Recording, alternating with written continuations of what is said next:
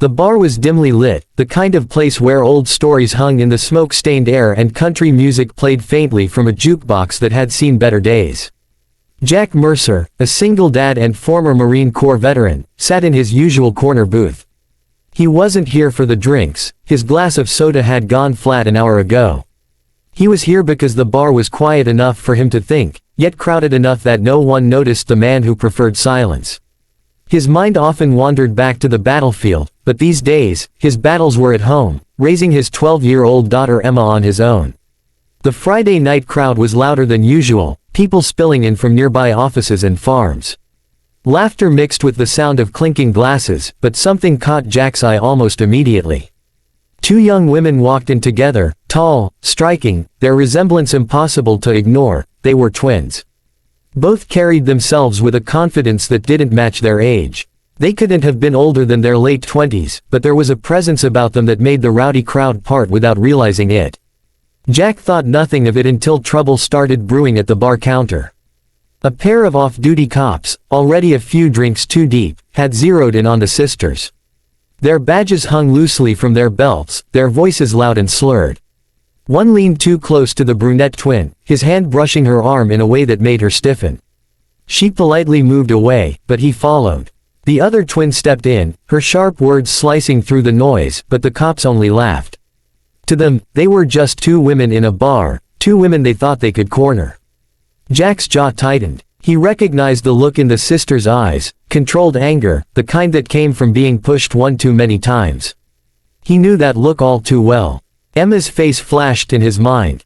If anyone ever treated his little girl like that, he wouldn't sit still. He slid out of his booth before he even realized he'd made the decision. His boots hit the floor with purpose, shoulders squared, a quiet storm following in his wake. Conversations dipped as he approached, because even in civilian clothes, Jack Mercer carried the weight of a man who'd fought for every inch of ground he stood on. "Back off," Jack said, his voice calm but firm, landing like a hammer on the table between them. The drunker of the two cops turned, his smirk fading slightly as he sized Jack up. "Who the hell are you?" "Someone telling you to walk away," Jack replied evenly. His eyes flicked to the sisters, silently asking if they were all right. Both gave the faintest nods, though something flickered in their expressions, an acknowledgement, maybe even a spark of surprise. The taller cop sneered, puffing his chest. "These ladies can speak for themselves." "They already did," Jack shot back. "You just didn't listen." Tension crackled in the air. The bartender looked ready to duck, patrons pretended not to notice, and the jukebox's song felt suddenly out of place. The cops weren't used to being challenged, not here, not by a stranger. The brunette twin finally spoke, her voice low but edged with authority. "He's right. Leave us alone." But the men didn't move. Instead, the one closest to Jack jabbed a finger at his chest. "Why don't you mind your own business, old man?" Jack didn't flinch. Old man. He'd been called worse by enemies who never lived to repeat it. He stepped closer, forcing the cop to backpedal a half step. "My business," Jack said, "is making sure no one bullies women half their size." The crowd murmured, sensing the standoff. The cops' arrogance clashed with Jack's steady, immovable presence. And though Jack was ready to defend himself, what happened next surprised even him. The blonde twin suddenly pulled her sister behind her, eyes sharp, voice cutting through the chaos. "Enough," she said. Her tone wasn't just confident, it was commanding. "We're not who you think we are." Jack glanced at her, puzzled, but before he could process, she reached into her jacket. The crowd gasped as she flipped open a badge, an FBI badge. Her sister did the same. The room fell into stunned silence.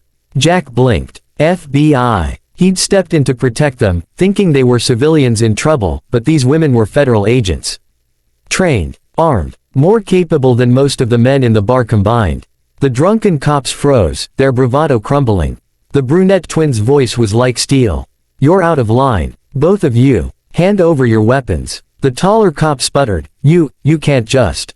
The blonde cut him off. "We can, and we are. Now." Slowly, reluctantly, the men complied, placing their sidearms on the counter. The bartender scooped them up with trembling hands. The entire bar seemed to exhale at once, relieved the powder keg hadn't gone off. Jack stood there, still processing. He had been ready to throw himself into a fight he didn't need to fight. But then the brunette twin turned to him, her eyes softening just slightly. "Thank you," she said quietly. "You didn't know. But you stepped in anyway." Jack cleared his throat, suddenly aware of how exposed he felt. "Didn't look like you needed saving." Her lips quirked in the faintest smile. "That's not the point. Most people would have looked away." For the first time that night, Jack felt his armor crack. He wasn't used to being thanked, not sincerely. He nodded once, about to retreat back to his booth, when the blonde twin stopped him.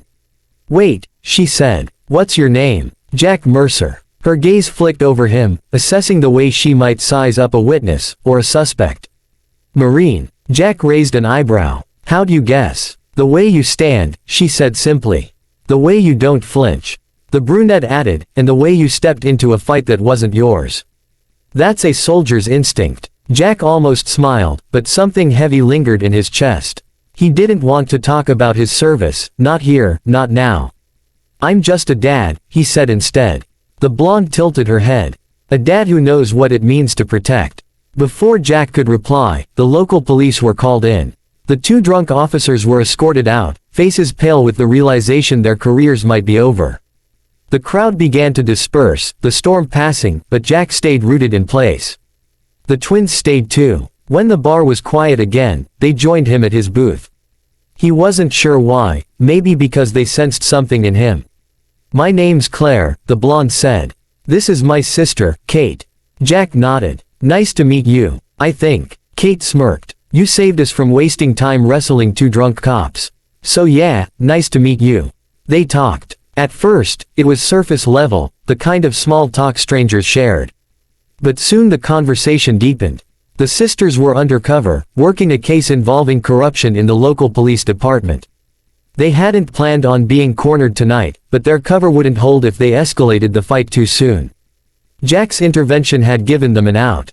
Jack listened, a quiet anchor as they spoke.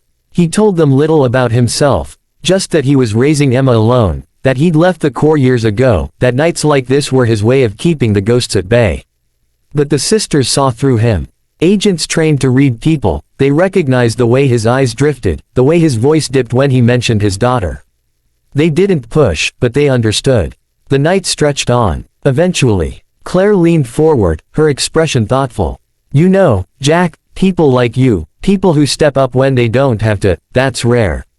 Jack shrugged. "Or stupid." Kate shook her head. "No, courage isn't stupidity. It's choice. And you chose to stand between us and danger, even when you didn't know who we were." Jack didn't reply. His throat tightened, because he wasn't used to anyone seeing him like that. When he finally left the bar, the sisters walked out with him. The night air was cool, stars spread across the sky. Jack unlocked his old truck, and before climbing in, he glanced at them. "Take care of yourselves," he said. Claire's eyes softened. "You too, Jack Mercer." They parted ways, but something lingered, a thread of connection, the kind forged in fire, even if just for a night. Days later, Jack thought it was over. Just another story in the long, quiet march of his life. But one evening, as he sat on the porch with Emma, he saw a black SUV roll up. Claire and Kate stepped out, dressed not as undercover agents now, but as professionals, carrying themselves with the weight of the bureau behind them. Emma looked at him, wide-eyed. "Dad, who are they?" Jack sighed, standing. "Friends, I think." The sisters approached, serious but warm. They hadn't come for trouble. They'd come because sometimes, in a broken world, people found allies in the most unexpected places.